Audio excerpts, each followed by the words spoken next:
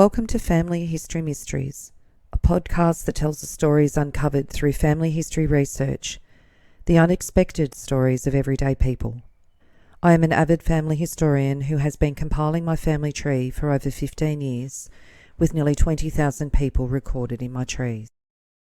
And please put a review on my podcast. That will certainly help in getting the word out there and creating more listenership. Episode 214, Owen Charles O'Reilly. Owen O'Reilly was described as a wealthy squatter from Portland, Victoria, who died in 1885. In his initial will, he left all of his money to Mrs Gorman, a woman he'd been living with for 18 years, and her children, but he did not bequest anything to his biological children. Owen Charles O'Reilly was born in 1809 in County Cavan, Ireland. His mother was Margaret Farley, and he was the grandson of Philip O'Reilly, Esquire, solicitor of Muller, County Cavan, and a cousin of Fleming O'Reilly, Esquire, the ex-treasurer of County Meath in Ireland. In medieval Ireland, the O'Reilly family were rulers of an area that's now known as County Cavan and were extremely rich merchants. Hence the phrase, to live the life of Riley, meant to live without care. As well, medieval coins were known as Rileys because the O'Reillys had so many. Owen O'Reilly married Jane Winter Mortimer in 1830 in Dublin, who was 13 years older than him. They emigrated to Tasmania in 1833 and is listed as a carpenter on the shipping records. They had 7 children together and moved from Tasmania to Portland, Victoria by 1840. They are listed as living at Double Corner, Portland Bay in 1842, and by 1845 he had amassed considerable wealth. He partnered up with Walter Birmingham and they owned Pine Hills and Muller stations, but still lived in Portland. In 1848, he buys and sells the Haywood Hotel. He then sells Pine Hill Station and buys Steep Bank Rivulet Station between Casterton and Harrow. The family live at this property. The first building in Casterton was opened by Alex McKinlay, which was the original Glenelg Inn, on the 15th of September 1846. In the early 1870s, the original building was extensively modified by Owen O'Reilly. In July 1849, Steep Bank Rivulet is described as a 12,800-acre property with 500 cattle and 4,000 sheep, and it was 16 miles north of Casterton. The property was held by Owen O'Reilly until 1874.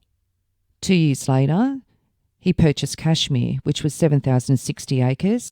He held 3,500 sheep on that property, and it was at Wando, 10 miles north of Casterton. It was bought at auction and he sold it in December 1870. In 1856, on the 2nd of May, he purchased Wando Station for £8,900. The family were living at Casterton at the time. By 1857, he's now described as a landed gentleman and he had 15,000 sheep on Cashmere Vale. In June 1859, he purchased Wando Vale, 7,065 acres. He had 4,000 sheep on it and it was 8 miles north of Casterton, and he sold that in May 1870. He gave up some of this land to create the Wando Vale School. Owen O'Reilly served on the inaugural Shire of Glenelg board and was on the council as a councillor from 1863 to 1864.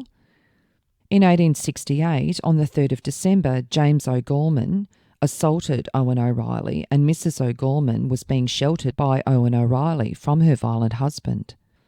Jane Mortimer died on the 28th of March 1869 at Woodburn Station, and she was buried at Steep Bank Station. And her death notice states, the beloved wife of O. O'Reilly Esquire and niece of Major Barnes and Captain Barnes of Kells, County Meath, Ireland, aged 67 years. The Mrs O'Gorman that Owen sheltered in December 1868 was his housekeeper, and Owen O'Reilly commenced a relationship with her. Her name was Ellen O'Donnell, and she was born in 1831, so Owen was 22 years older than her. Owen was 60 when his wife died, and Ellen had been the wife of James O'Gorman, the shepherd that was employed by Owen O'Reilly, but as a result of his treatment of her, she left him. James and Ellen O'Gorman had had 5 children together, the last being born in Melbourne in 1865. Owen O'Reilly and Ellen O'Gorman had 3 children together from 1871 to 1874. In January 1870, he purchased Woodburn at number 1 Steep Bank Rivulet, and it was 7,260 acres. He had 60 cattle on the property and 3,000 sheep, and it was 16 miles north of Casterton. He sold it in May 1882. He then bought Cashmere as well, and he eventually sold both Woodburn and Cashmere for £100,000. By 1883, he ceases to live at Steepbank and he sold his properties at Wando Vale and they moved to Mount Rowan.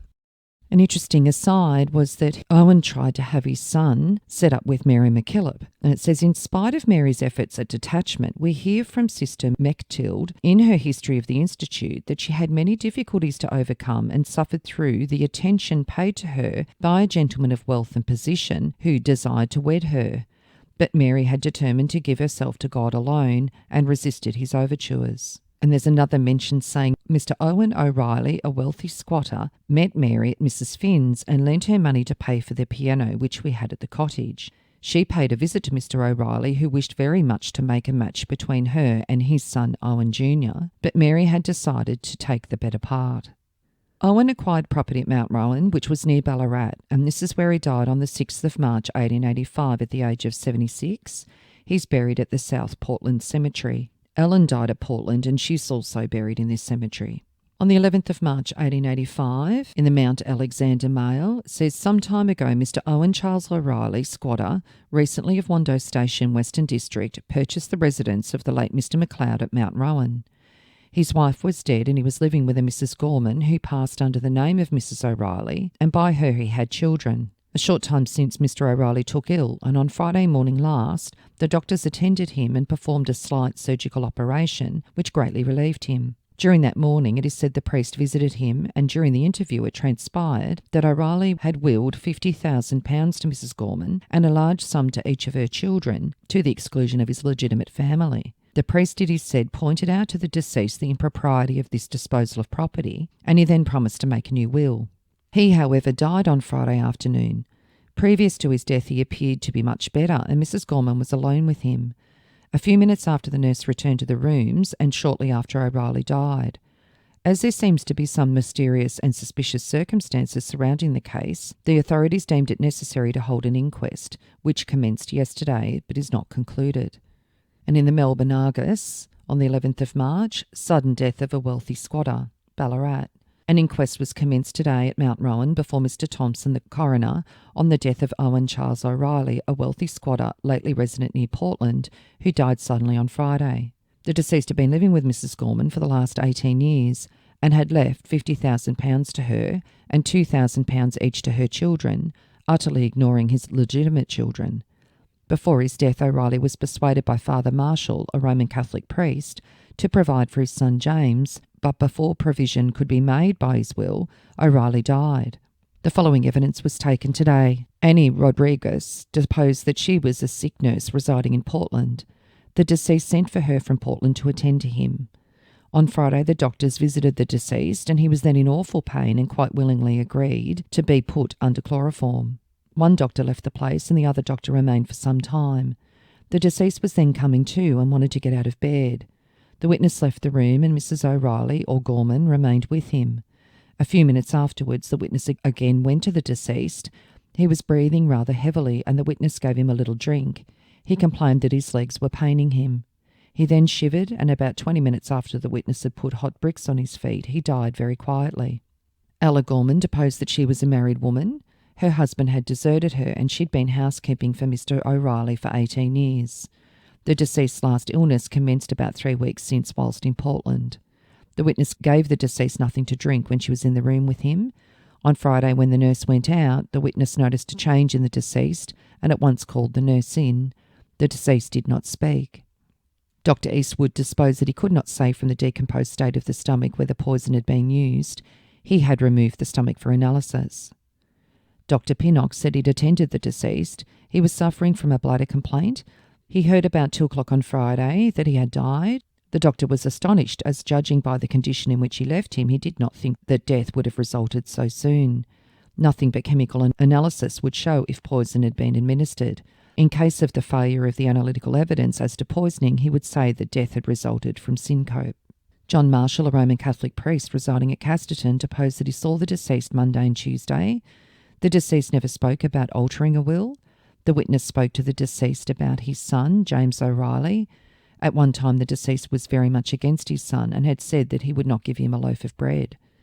After the witness had been prevailing upon him for some time, the deceased promised to do something for his son, and the witness subsequently learnt that he had provided for the whole of his family. The coroner said that James O'Reilly wished the examination to be pushed to the uttermost, and the inquest was adjourned until the 21st at 3 o'clock in Ballarat. In the Melbourne Age, on the 23rd of March 1885, the death of Mr O.C. O'Reilly. It seems, after all, that there was no grounds for suspicion that the deceased squatter, Mr Owen Charles O'Reilly of Mount Rowan, late of the Portland district, met with foul play. After making the post-mortem examination last Tuesday, the stomach of the deceased was forwarded to the government analytical chemist for examination, and at the adjourned inquest, which was resumed today, the following letter was read by Mr Johnson. Government Analytical Laboratory, Melbourne, 18th of March 1885. For the Officer of Police in Ballarat. Containing the stomach delivered by Constable George Laverton on the 13th, it has been duly examined. I failed to find any trace of poison of any kind, so if death was caused by poison, the poison must have absented or been eliminated by the stomach before death, a circumstance that often happens. It will be borne in mind that it is not the portion of poison found in the stomach that kills, but only which has been absorbed. So the failure to find poison in the stomach after death is no proof that the death was not produced by poison. The coroner summed up, and the jury returned a unanimous verdict in accordance with the evidence of Dr Pinnock that the deceased died from syncope supervening upon old age and long suffering. And on the 28th of March 1885 in the Melbourne Advocate, Mr James O'Reilly, the son of the late Owen O'Reilly, wealthy squatter of Casterton, from information received, has determined on contesting the will of his deceased father. An estate amounts to over £100,000. As the estate amounts to over £100,000, the subject matter is of importance and will disclose the inner life of a wealthy squatter, and from that point of view, it will be interesting. And on the 3rd of April 1885 in the Ballarat Courier. From Melbourne, in the Equity Court today, Mr Mitchell moved on behalf of the Trustees, Executors and Agency Company for a rule nisi for probate to the will of Owen O'Reilly of Portland, deceased. It appeared that the deceased, whose property is valued at about £102,000, provided for a number of children and grandchildren, bequeathing £20,000 each to two of his sons, but he gave nothing to his son James O'Reilly. The latter has lodged a caveat against the granting of probate. A rule nisi was granted, returnable on the 16th. And a little more detail in another article says the will and codicil of Mr Owen O'Reilly of Portland, gentleman deceased, has been proved in the Equity Court. Mr O'Reilly died on the 6th of March 1885. The will was dated the 15th of April 1884 and the codicil the 24th of February 1885. The value of the personal property was sworn at £100,649, as well as realty at £1,841, making a total of £102,490. He disposed of his property as follows: Edmund S. O'Reilly, £20,000. Owen S. O'Reilly, £20,000. Eldest daughter, Fanny O'Grady, wife of O'Grady of Woodburn, County of Dundas, £1,500. Daughter Sarah, wife of Mr John Sutton of Pleasant Park, South Australia, £4,000. Daughter Jane Hurley, wife of Mr John Hurley of Wando, County of Dundas, farmer, £2,000. Daughter Mary Harriet O'Reilly, spinster, £4,000. Daughter Margaret O'Reilly, Convent School, Adelaide, £4,000. Minnie O'Gorman, same school, £3,000. Ellen O'Donnell, his housekeeper, £3,000. Grandson Owen Hurley, son of Jane, £2,000. Grandson James Hurley, £1,000. Granddaughter Jane Hurley, £1,000. Grandson Owen Ross, son of Eliza, wife of Thomas Rose, £2,000. Granddaughter Kate Ross, £1,000. Granddaughter Mary Sutton, £2,000. Grandson Thomas O'Reilly, son of James O'Reilly, £1,500. Grandson John O'Reilly, son of James O'Reilly, £1,500. Grandson Frank, son of James O'Reilly, £1,000. The Right Reverend Dr Moore, Catholic Bishop of Ballarat, and the Reverend John O'Donoghue, Portland, for the completion of the spire of All Saints Catholic Church, Portland, and repairing the church, £1,000.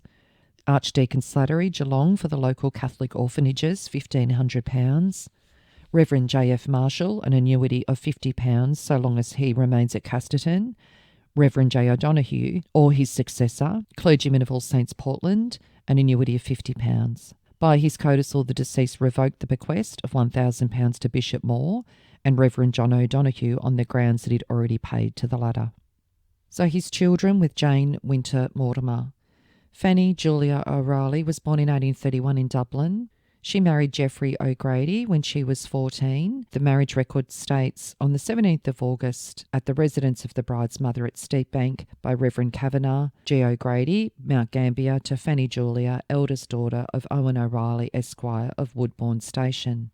In 1883, they were farming at Brimboll in Victoria, and Fanny died on the 22nd of June 1892 in North Adelaide, aged 62. The son that was not included in the will was James Sterling Francis Mortimer O'Reilly. He was born in 1833 at sea on their voyage out from Ireland. He married Bridget Nolan on the 17th of March 1854 at the All Saints Church in Portland. They had 10 children. In June 1900, they were living in Windsor, Victoria, and this is where he passed away in 1903, aged 70 years. The third child was Mary Harriet O'Reilly. She was born in 1835 in Van Diemen's Land and married William Newton on the 2nd of October 1886 at Pleasant Park in Mount Gambier, South Australia. She was 50 when they married, and she died in 1934 at Mount Gambier, aged 98. The fourth child was Jane Agnes Mortimer O'Reilly, who was born in 1839 in Hobart.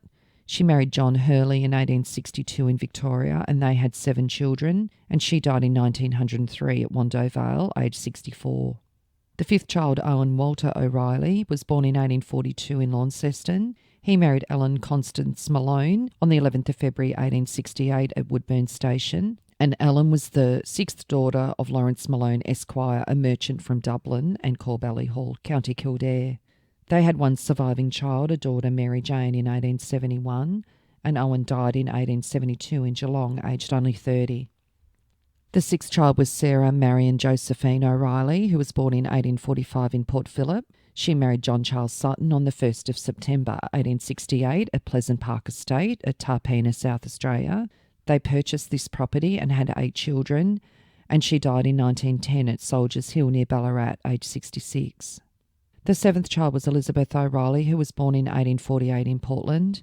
She married Thomas John Ross on the 2nd of June 1868 in Merino, Victoria, and the marriage notice says Mr. T.J. Ross of Merino to Elizabeth, youngest daughter of Owen O'Reilly, Esquire of Woodburn Station, grandson of Philip O'Reilly, Esquire, solicitor, Mullar, County Cavan, and cousin of Fleming O'Reilly, Esquire, ex-treasurer of County Meath, Ireland. And Elizabeth died in 1881 in Sanford, Victoria. His children he had with Eleanor Gorman. The firstborn was Edward Sterling O'Reilly, who was born in 1871 at Wando Station. He died in 1893 in Portland, aged only 22. It says Edward Sterling O'Reilly of Portland, gentleman. The testator died in 1893, leaving a will on the 8th of October 1892.